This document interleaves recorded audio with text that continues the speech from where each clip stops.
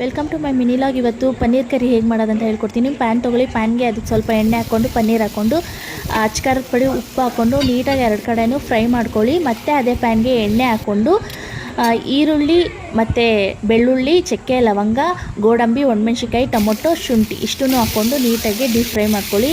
ಎರಡು ಚೆನ್ನಾಗಿ ಬೇಯಬೇಕು.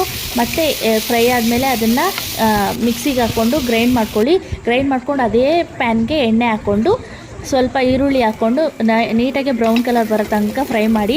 ಮತ್ತು ನಾವು ರುಬ್ಕೊಂಡಿರೋ ಮಸಾಲೆನ ಆ್ಯಡ್ ಮಾಡ್ಕೊಳ್ಳಿ, ನೀಟಾಗಿ ಫ್ರೈ ಮಾಡ್ಕೊಳ್ಳಿ. ಮತ್ತು ಒಂದು ಕಪ್ಪಲ್ಲಿ ಮೊಸರು ತೊಗೊಳ್ಳಿ, ಸ್ವಲ್ಪ ಅಚ್ಕಾರದ ಪುಡಿ, ಚಿಕನ್ ಮಸಾಲ, ಧನಿಯಾ ಪುಡಿ ಮತ್ತು ಗರಂ ಮಸಾಲ, ಸ್ವಲ್ಪ ರುಚಿಗೆ ತಕ್ಕಷ್ಟು ಉಪ್ಪು ಹಾಕ್ಕೊಂಡು ನೀಟಾಗಿ ಮಿಕ್ಸ್ ಮಾಡಿಕೊಂಡು ಫ್ರೈ ಮಾಡ್ಕೊಂಡಿರೋ ಮಸಾಲೆಗೆ ಈ ಮೊಸರು ಮಸಾಲೆನ ಆ್ಯಡ್ ಮಾಡ್ಕೊಳ್ಳಿ.